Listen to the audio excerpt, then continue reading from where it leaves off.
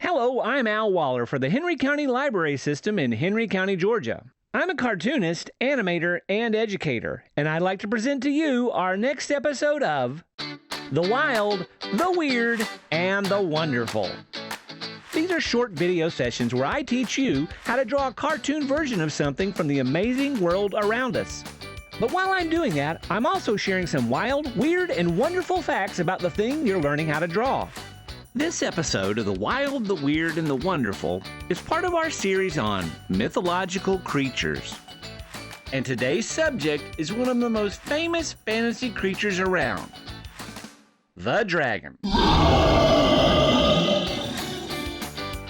But before we get started, let's go over a few important things. First, do your best to draw loose and light. This allows you to erase and clean up your lines more easily. And once you get your drawing down the way you like it, then you can go back over it with darker lines or a different medium. Next, if I'm going too fast, you can pause the video as many times as you need to. In fact, you can watch and re-watch as many times as you need to get your image down on the paper. Finally, relax. This should be fun, not stressful. There's no such thing as a perfect drawing. If you don't like how your image turned out, then move to another spot on the page or get another sheet of paper and try again. Remember, becoming good at anything, especially drawing, takes lots of practice. Now, are you ready? Then get your pencil, your paper, and let's get started. First, we're going to draw the head by drawing a shape that looks like a diamond, but with the top and bottom end flattened. It's going to be taller on the top half and shorter on the bottom. Make sure you put it on one side of the page because you have to leave a lot of room for the body next to it, but don't put it so close that you don't have room for details like ears and horns. We want to make this shape symmetrical, which means both sides of the shape have to be pretty close to being exactly the same. One thing that I do to help me make a symmetrical shape is drawing a dividing line down the middle and across the center. Sometimes you may hear me call these crosshairs. After we get the head shape drawn, we're going to start drawing some details inside the head. First, we need to draw the nostrils by putting two medium to small size circles right here. Try to get them as close to even on each side of the middle line as possible. Then draw two lines over the nostrils to represent the top of the snout. Next, it's time to draw the eyes by drawing two more circles or ovals directly above where the nostrils are. Mine are larger than the nostril shapes. You can draw eyebrows over them and pupils inside, or you can wait on these details and put them in later. Now let's draw a mouth for the dragon. I'm going to make my dragon smiling, and I want the smile to be symmetrical. So I'll start in the center and draw a curved line this way. And then I'll come back to the center and draw a curved line in the other direction. I can add teeth to my dragon by putting these curved lines here. Notice I started in the center again and came out. I'm going to go back and do it on the other side. This helps me to keep the facial features symmetrical. Now you can pause the video and draw.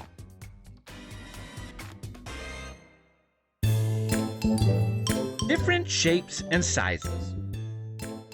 Even though dragons are fictional creatures, their stories have been around long enough for certain rules and accepted ideas about them to have taken hold. It's almost as if they were actually living creatures. For example, not everything that looks like a dragon is a dragon. A true dragon is pretty large. It has 4 legs, and its wings are located just above the front limbs. Oh, and it breathes fire. But if it only has 2 legs and the wings grow out like those of a bat, then it's not a dragon, but a wyvern. A wyvern has a barbed tail it uses as a weapon, and is more aggressive than regular dragons. Then there's something called a drake or dragonette. It's built like a regular dragon, but much smaller. Now, it can't breathe fire, but it has very dangerous blood. It's both corrosive like acid And it's flammable, meaning it can ignite when exposed to the open air.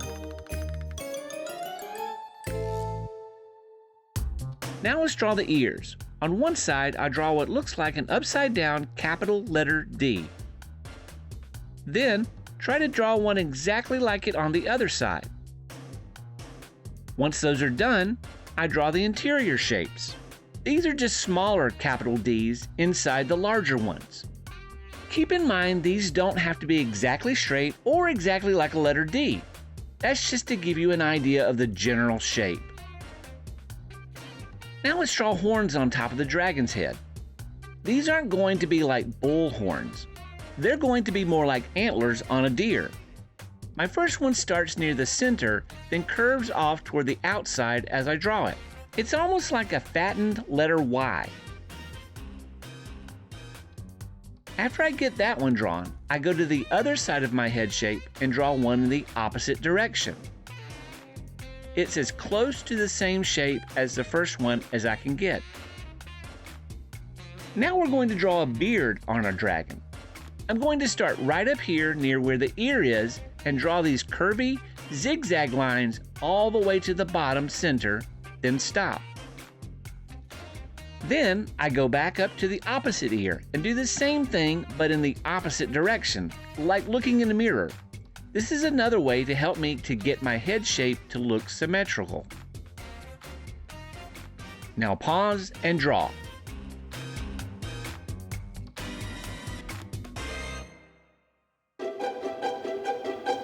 A different kind of dragon. When you think of a dragon, there's a good chance that this is what comes to mind. A big, fire-breathing, dinosaur-like creature with fearsome fangs, terrible claws, impenetrable skin, giant leathery wings, flying around burning villages, or hiding out in a dark cave guarding a giant pile of treasure, ready to barbecue anyone for trying to steal even a single coin. That traditional idea of a storybook dragon comes from the fables and fairy tales of Europe. But what about dragons in other parts of the world? Is this how everyone sees a dragon? Of course, the answer is no, especially when you look at the traditions and mythologies of Asia. Here, dragons are seen in a very different way. Asian dragons often have a more snake-like body, short legs but long claws, a head that may resemble a crocodile or even a camel, with the horns of a deer, the ears of a cow, and a beard like a man. And while these dragons are big on flying, there's a good chance they have no wings. And if they do, they're pretty small, since they fly through the power of magic. Instead of breathing fire like European dragons, these dragons are masters of water. They can control the rain, as well as the water in lakes and rivers. These dragons can breathe out rain clouds and bring relief from droughts. But if angered, a dragon might bring about a terrible storm or flood. Finally, instead of being terrifying monsters from our worst nightmares, Asian dragons are seen as symbols of goodness, wisdom, and strength. They're associated with royalty and are the heroes of many of the stories and myths they are found in, as you'll see in our next segment.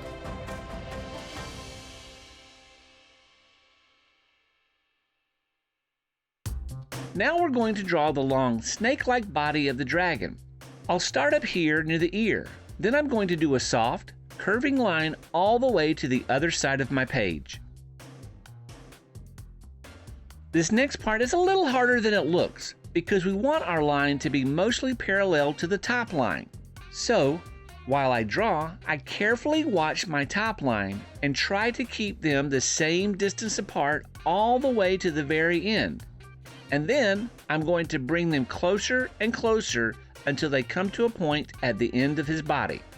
You may have to do some erasing and redrawing to get this to look right, but that's okay.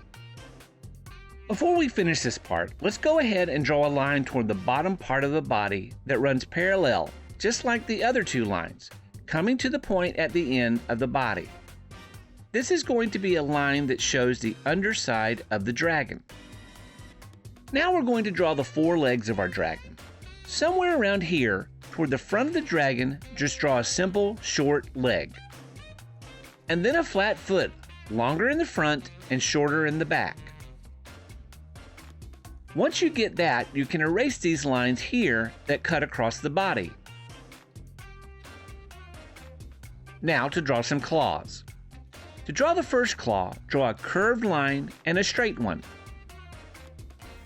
Now, draw another one that's similar but shorter. And then one more next to it. And that draws 3 claws in the front. Now draw 1 claw in the back of the foot. Now let's move toward the back of the body. We're going to draw another leg and foot just like we did at the front. Draw the lines that come up from the side of the body down below the body. And the flat foot shape is longer in the front and shorter in the back. Also erase those lines where we cut across the body. Now we'll add claws to the back foot just like we did to the front. 3 at the front of the foot,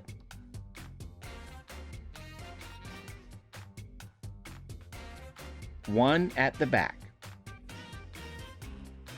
To create the idea that there are feet on the other side of the body, we're going to do this nice little trick I like to call shadow lines. First, draw a line from the bottom of the body that runs right next to the leg. Then draw in claws just like you did in the front, but I'll shade these in to help you understand what I'm doing.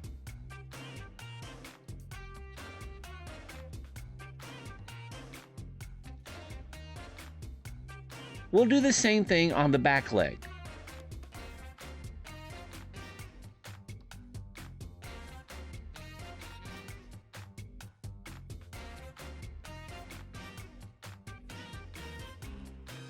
Now pause and draw.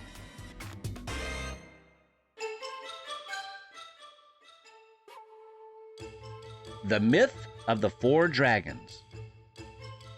A long time ago in ancient China, there were no such things as lakes, rivers, or even streams.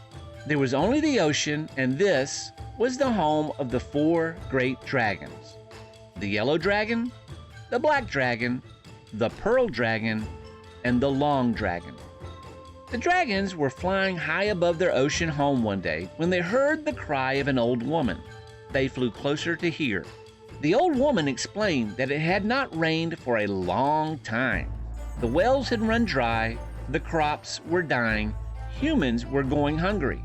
The dragons decided to do something about this. Up they flew to the palace of the Jade Emperor, who is the ruler of the heavens.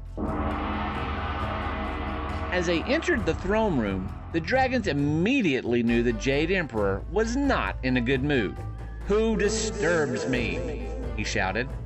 The dragons humbly explained what they had seen and asked the Emperor to send the much-needed rain to save the humans. The Jade Emperor didn't like to be bothered, but he still agreed to send the rain. "Now, leave me alone," he barked, and the dragons left. But several days went by, and the promised rains never came. The Jade Emperor had forgotten.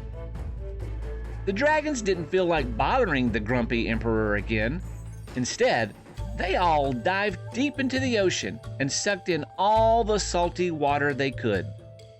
Then they flew back into the sky and released a little of the water at a time, removing the salt from the water as they did. The water turned to mist, and the mist formed clouds. They did this over and over until the sky was full of dark, heavy rain clouds.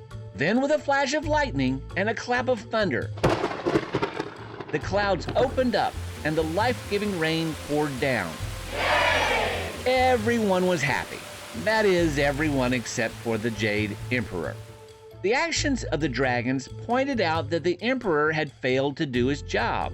This embarrassed him and made him so angry that he ordered the mountain god to trap each of the dragons under a mountain, which he did. Even though the dragons were now permanently imprisoned, they still had great compassion for the humans. They still wanted to make sure the humans had the fresh water they needed to survive. So out of each of the 4 mountains, there appeared a small trickle of fresh water. The trickles turned into streams, and the streams grew into rivers.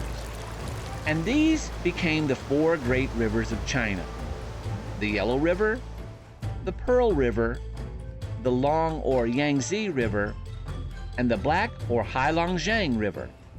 This is the way the 4 dragons continued to supply the humans with fresh water, and as the rivers reached the ocean, the spirits of the dragons returned to their home. Now we're going to draw the plates that run along the back of the dragon. These are the bony kind of things that stick out. Sometimes they can be pointy, sometimes they can be rounded. I'm going to draw more rounded ones, but you can alter it if you want to. The way I approach it is I start as close to the head as I can, and then I do the same shape over and over, almost like a frog, jumping from one spot to the next, over and over. I need to watch how tall they get as much as I can so that they stay the same height. Then, when I get toward the end of the body, I make them smaller and smaller till they reach the tip. Now we're going to finish up with a few details. One thing I like to do is draw scales on my dragon, but instead of covering it with an entire texture, I like to put a few scales in interesting places to give the idea that my dragon has scales. The way I do that is creating these curved lines, almost like putting U's and W's in these key places. Since we're doing a Chinese or Asian dragon, we can even add this fun mustache that the dragons often have.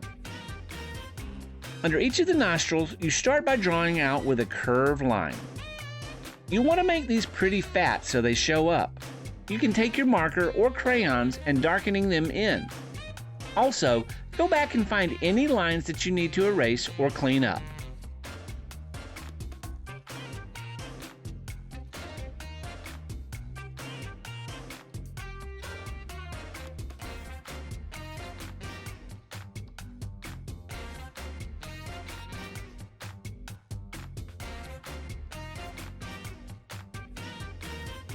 Now pause and draw.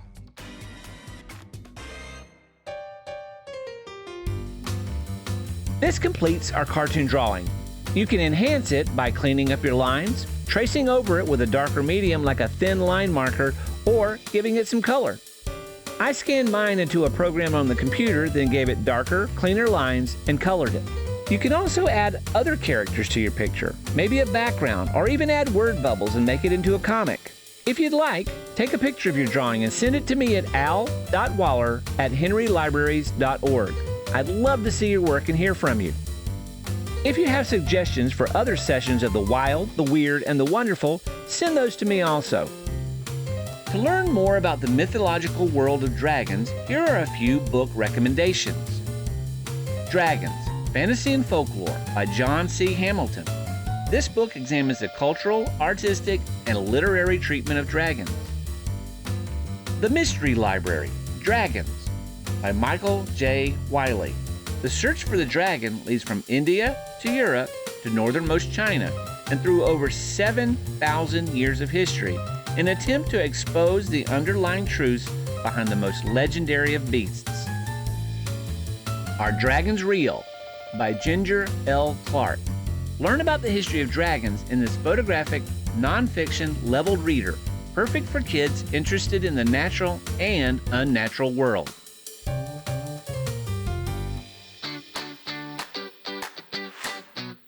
The Wild, the Weird, and the Wonderful is a service of the Henry County Library System in Henry County, Georgia. So please come by and see us and take advantage of all the assets, tools, and services we have to offer. I'm Al Waller.